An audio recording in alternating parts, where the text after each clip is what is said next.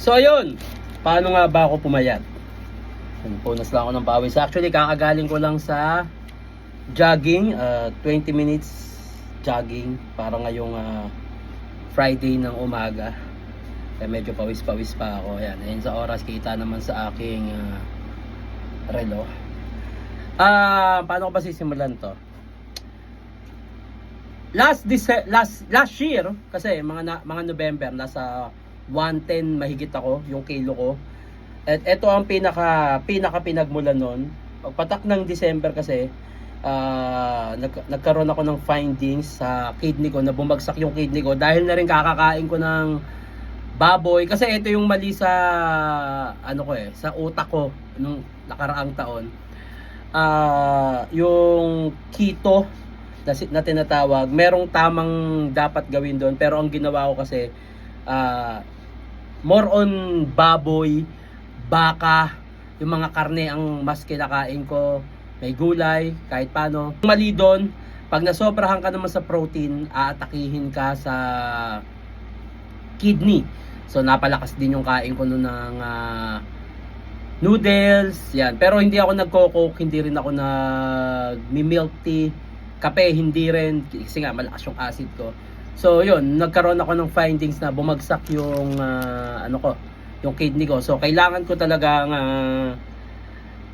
mag-diet at bawasan yung mga nakasanayan kong kinakain para hindi na siya mas lumala pa. So ang pinayo sa akin ng doktor ay mag-diet ako. So iwasan ko lahat. Kahit alak, ultimo alak. Actually ang alak ay ang pinaka tinitira niya na liver. So ayun. Since December hindi na ako nakakain ng baboy, baka, pero pagpatak ng mga February onwards, hindi maiwasan dahil napapakain ako ng Shanghai, pero minimal lang na baboy. Para hindi na din lumala yung kidney ko, hindi na ako nagkakakain ng baboy, ng baka. Alak, simula December hanggang ngayon, yon yung mga yun hindi na ako nakakain. Pero sabi naman ng doktor, dahil umokay-okay na ako, pwede na daw akong kumain ng baboy, baka, pero dahil nasanay na rin yung sikmura ko na hindi sila kainin, hindi na ako nagki-crave. Pero minsan pag namimiss ko yung mga pagkain, lalo nung kailangan ko talagang magbawas at magpalit ng kinakain, pag namimiss ko yung sisig, ang ginagawa ko tokwa.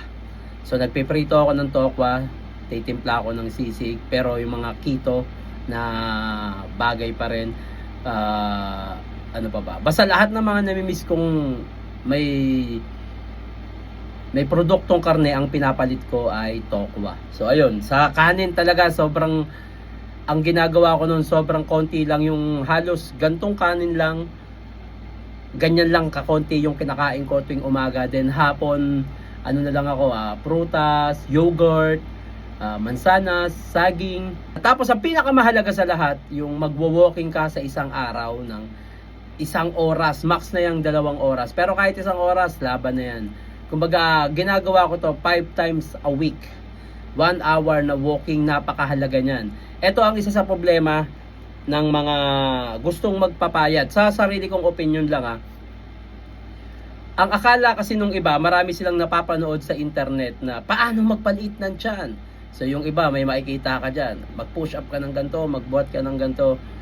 Mali po yun. Ang pinaka magpapapayat sa'yo ay ang pagkain. Kung tataba ka dahil kain ka ng kain, so baliktarin mo lang siya. Papayat ka, magbawas ka ng kinakain. Yung pagbubuhat, pagpupush up, makakatulong pero hindi ganun kalaki. Mas epektibo pa rin talaga ang pagdadiet. Actually, kahit hindi ka magbuhat o hindi ka mag-push up, basta mag-diet ka, tas walking lang, lalabas yung abs mo, lalabas yung mga cuts ng braso mo. Kailangan lang talagang mawala yung fats. Lahat na ng tanong nyo kung paano magpapayat, nasa internet na. Pero kailangan nyo magsaliksik maigi. At ako, ang isa sa pinapanood ko noon bago ako magsimula at talagang pinakinggan ko at para sa akin tama siya, ay si Klaus. Ito. Yan, yung mga content niya, yan, yung mga, halimbawa, ito. Hindi porke wala kang kinain at mag-exercise ka, ibig sabihin, may advantage na mangyayari. Nagsimula ako ng ganitong katawan at nagkakameron ako ng size, hindi ako nagpapalit-palit ng program ng monthly. Sobrang tagal ko magpalit. Ang reason pa kung bakit ako nagpapalit ng program. Ito pa. So ganito yung katawan ko dati. Skinny fat. So nagawa ko siyang... Yan. So ang pangalan niya sa TikTok ay Klaus. Klauz. Yan. Para sa akin, siya yung pinaka-technical na magpaliwanag kung paano ang tamang pagpapapayat. Marami kasi sa internet nakalagay doon, paano pumayat, magbuhat, mag-push up ka. Nakakatulong siya pero maliit na portion lang. Pinaka magpapapayat talaga sa'yo ay pagbabawas ng pagkain. Kung paano ka tumaba, baliktarin mo lang. At kung magsisimula ka ng tinatawag na walking kasabay ng diet, wag mong bibiglayin sarili mo, wag kang magja-jogging. Isa to sa maling ginagawa ng mga gustong magpapayat. Unang araw, tumatakbo agad, pagod agad sila. So kinabukasan, mararamdaman nila, pagod na ako, ganyan. So mabibigla yung katawan nila. Walking lang. Ang walking ay ayun talaga ang pinaka makakapagpapayat sa'yo. At isa pa sa nakikita kong problema, yung iba pag nagawa na nilang mag-walking ng 1 oras, pakiramdam nila, ang laki na ng nabawas sa timbang nila, kaya ang ginagawa kakain ng doble. Actually ang walking ng 1 oras, wala pang 1 kilo ang mababawas sa iyo diyan. So yung iba diyan pakiramdam nila, ang laki na ng nabawas sa akin, kakain ako. So mas nadodoble, yung tinatawag na dapa. Madadapa ka dahil mali yung akala mo eh. Sa 1 oras na walking, wala pang 1 kilo mababawas sa'yo. Dahil feeling mo, malaki na yung nabawas sa'yo. Dahil 1 oras ka naglakad, kakain ka ng doble. So sabihin na natin, kalahating kilo yung nawala sa'yo, tapos bigla kang kumain ng marami, 2 kilo, so baliwala rin. No? Ang pinaka makakapagpapayat sa'yo, magbawas ka ng pagkain. Parang kumbaga sa isang kilo na less than 1 kilo na mawala sa'yo pag nagwo-walking ka, pag nabawas ka pa ng kain, unti-unti yan. At saka, itong pagda-diet at pagwo-walking ay hindi siya 1 linggo, 2 linggo, 1 buwan, lifetime siya. Matagal to, matagal. Kung gaano ka katagal kumain, isipin mo to ilang taon o dekada kang lumamon kaya ganyang kakataba. So ganun din yung taon na aabutin para magpapayat ka. Ako kasi, kailangan ko lang din talagang mag-diet noon para na rin sa kalusugan ko. Kaya sobrang ang laki ng disiplina, sobrang disiplina. Actually, from 115 or 10, ngayon 72 na lang ako. Pag weekend or once a month, nakakain ko yung mga gusto ko pa rin naman, pero hindi na siya araw-araw, hindi na siya palagi. Minsan nakakain ako sa Kenny Rogers, kakain kami sa Peri Peri, kakain kami sa Shakey's, kakain kami ng ramen, pero isang beses ko lang siyang ginagawa. So parang kumakain ako ng mga gusto ko nang hindi palagi. Para sa akin kasi ang masarap na buhay ay hindi tungkol sa masarap na pagkain. Kung mahal mo ang pamilya mo, mga anak mo, asawa mo, magulang mo, mga kapatid mo, kung mahal mo ang pamilya mo, hindi mo hahayaang maging unhealthy ka. Hindi mo sila hahayaan na masaktan in the near future na nakikita ka nilang nasa ospital. Alam mo yun? So ayun, pinaka ginawa ko talaga magbawas ng kain. Kung wala ka naman problema sa internal organs mo, kahit anong kainin mo, actually pwede ka magbaboy, pwede ka magmanok, pero bawas. Kailangan mong magbawas ng kain, lalo kanin. Bawasan mo siya. Huwag mong bibiglayin unti-unti mo lang siyang gagawin. Kung anong nakasanayan mo na kinakain mo sa umaga, sa tanghali, sa gabi, unti-unti mo siyang bawasin. 1 buwan, 2 buwan, pag nagawa mo ng bawasan mo ulit sa mga susunod na buwan. Huwag kang magmadali, unti-unti mo siyang makukuha. Hindi minamadali ang pagda-diet.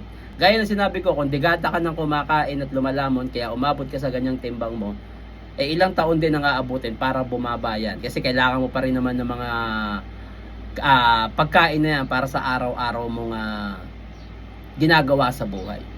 Bawas pagkain, walking, 1 oras sa isang araw. Kasi isipin mo, kung ikaw ay nagtatrabaho ng 8 oras o 9 hours, nagbibigay ka ng ganung oras, 9 na oras sa ibang tao, hindi sa pamilya, given na yon, o sa ibang tao, yung may-ari ng kumpanya, nagbibigay ka ng 8 to 9 hours sa kumpanya niya, magbigay ka ng 2 o 1 oras sa sarili mo para mag-walking. Kung nasa trabaho, Kung kaya mong lakarin na lang, mas makakatipid ka sa pamasahe papunta sa trabaho, mas maganda. Makakatipid ka na, makakatulong pa sa ehersisyo mo. Sa pagkain naman, dahil nagda-diet ka, makakatipid ka rin. Mahirap to para sa taong walang disiplina at literal na matakaw. Kung matakaw ka at wala kang disiplina, at sa tingin mo, 1 linggo mo lang siyang gagawin, nagsasayang ka lang ng oras. Lifetime to. Mahabang proseso to. Okay? Ang iniisip ko kasi hanggang ngayon, mahal ko ang mga anak ko, mahal ko ang asawa ko, mahal ko ang pamilya ko. Kaya gusto ko maging healthy ako. Actually, yung paglalakad ko, yung ginagawa kong walking, na 1 oras, 1 araw, para ko siyang pondo sa mga susunod na taon. Nag-iipon ako ng 1 oras na walking, next day 1 oras na walking, tas diet, kasi pondo ko to sa mga susunod na taon pa.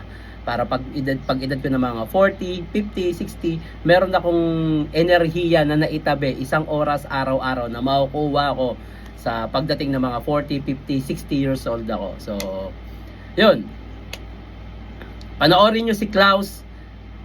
Malaki ang maitutulong niya kung paano ang tamang pagpapapayat. At syempre, sa personal kong experience, bawas talaga ng kain. Pero sa experience ko, ang ginawa ko kasi parang nireformat ko rin yung sarili ko. Since December hanggang ngayon, kung ano yung mga nakasanayan kong gawin noong mga nakaraang taon, mag-inom, kumain ng baboy, kumain ng baka, hindi ko siya ginagawa ngayon. Para siyang reformat, para sa akin, para sa sarili ko. Kumbaga, target ko nga, makaabot pa ng 1 taon eh. Kumbaga, 1 taon ko siyang hindi gagawin para mas magawa ko pa siya sa mga susunod na panahon. Pero, hindi na araw-araw. Siguro, once a month, twice a month. Kaya sa mga nagtatanong kung paano ako pumayat, binaliktad ko lang yung kung paano ako tumaba. 1 hour walking, mahalaga yan.